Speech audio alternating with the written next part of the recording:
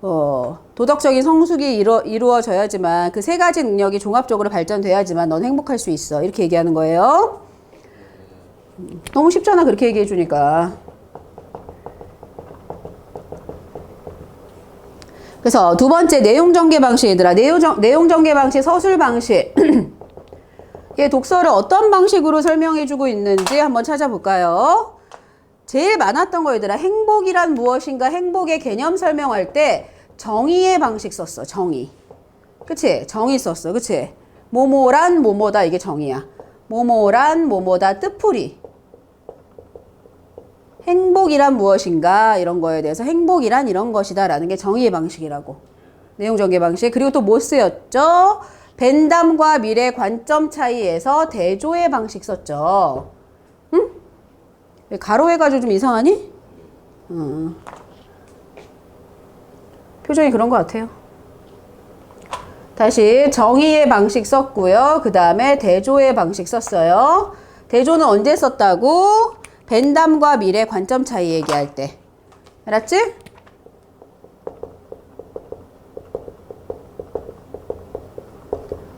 벤담과 미래 관점 차이 얘기할 때 대조의 방식 썼고요. 선생님 비교는 안 썼나요? 비교?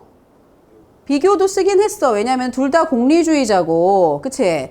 그리고 또 물질적인 게 완전히 뭐 배제돼서 얘기하진 않았으니까 행복을 얘기할 때. 그치? 대조도 쓰긴 했는데 아니 비교도 쓰긴 했는데 대조가 더 크죠? 대조 있고요. 그리고 또 어떤 방식 썼어? 질문과 대답이 많았죠? 질문하고 대답하는 문답법 쓰고 있고. 또 설명문인데도 불구하고 우리가 그 행복이라는 파랑새 얘기했네. 그치? 비유적 표현도 썼네. 언제 썼다고? 행복이라는 파랑새 이러면서.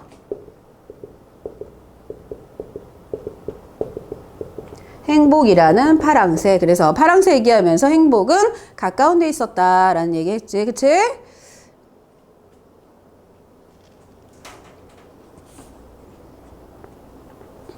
됐어요?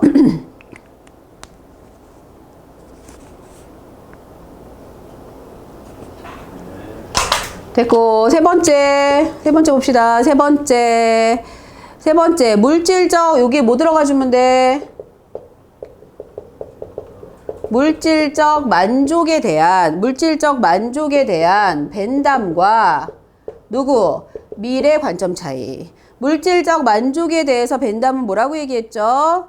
물질적 만족에 대한 벤담과 미래 관점 차이. 벤담은 기쁨의 원천이고 물질적 만족의 충족이 곧 행복이다 라고 얘기했거든. 벤담은 그거 안 써도 되지? 벤담과 미래 요거 대조. 그래서 벤담은 기쁨의 원천이고 물질적 만족이 곧 행복이다. 물질적 만족. 네? 써줘야 돼요? 여기다 쓰자. 물질적 만족에 대한 벤담과 미래 관점 차이를 서술하시오. 이럴 수도 있으니까. 그치? 벤담과 미래. 벤담은 뭐라고 얘기했냐면 벤담은 물질적 만족이 예쁘게 설명하는데 너무 길어지는 것 같아서 선생님 좀 말이 좀 빨라지는데. 네. 물질적 만족이.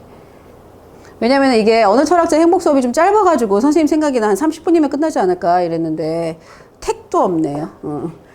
택도 없어. 택도 없어. 해보니까. 물질적 만족이. 그리고 애들 꼭 영상 몇 분이에요? 이러면 선생님이 얘기하면 이제 믿지도 않더라고. 1시간? 40분? 막 이랬더니 2시간 넘어가겠네. 막 이러면서. 애들이 이제 속고만 살아가지고. 물질적 만족이 기쁨의 원천이므로. 어떻게 얘기하냐면, 기쁨의 원천이므로, 뭐라 그랬지? 네? 기쁨의 원천이므로.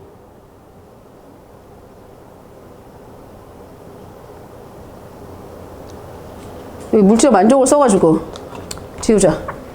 기쁨의 원천이므로 뭐가? 기쁨의 원천이므로 말이 좀 이상해졌다. 물질적 만족의 충족이 곧 행복이다 이랬거든. 이랬어.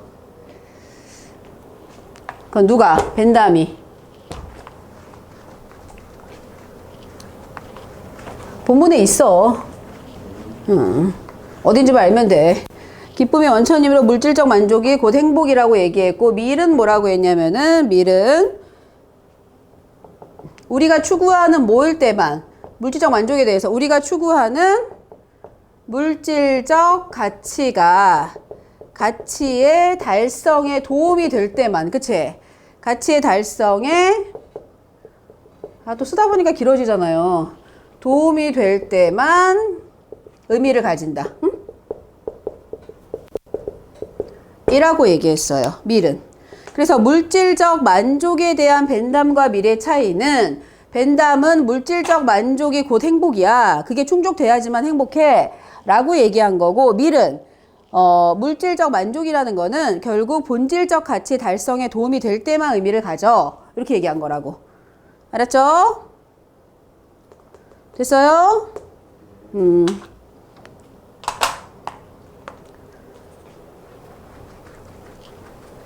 벤담 썼죠? 그 다음에 표현상의 특징 네 번째. 얘들아, 네 번째나 다섯 번째나 다 똑같은 얘기긴 한데 선생님이 좀 강조하려고 또 다시 번호는 빼놨어. 행복 추구를 위해 발전시켜야 할 능력, 행복 추구를 위해 발전시켜야 할 능력 세 가지 얘기해 줘. 세 가지 써봅시다. 빨간색으로. 너무너무 중요하니까 외워놔야 된다고 그랬지? 지적인 능력, 또 감성적 능력, 또 하나 도덕적 성숙. 요거겠지? 얘가 지성, 감성, 도덕성이야. 그리고 마지막으로 결국 겹쳐요. 결국 겹치지만 다섯 번째, 진정한 행복의 의미는, 진정한 행복에 이르는 방법은 뭐라고 얘기했지? 진정한 행복에 이르는 방법은 여기 위에 얘기했던 지성, 감성, 도덕성 요 세 가지를 어떻게 된다고 그랬어? 도덕성이라는 이 세 가지 능력이 종합적으로 발전된 상태. 종합적으로 발전된 상태에 이르렀을 때 진짜, 그리고 자기 자신만의 특별한 삶의 계획을 가지고 실현해 나갈 때 그게 결국 진정한 행복이다 라고 얘기해주고 있는 거예요. 알겠죠? 그래서 주제 통합적 읽기, 선생님이 요거 얘들아 주제 통합적 읽기를 또 서술형에, 그러니까 서답형에 내는 학교도 있어. 이게 무슨 읽기에 해당합니까? 했을 때 주제 통합적 읽기고요. 우리는 행복한가라는 큰 테마, 카테고리 안에 어느 철학자의 행복 수업과 꾸페시의 행복 여행과, 선생님 아까 얘기했지? 오컴의 날로 행복을 배다. 요 세 가지가 있거든요.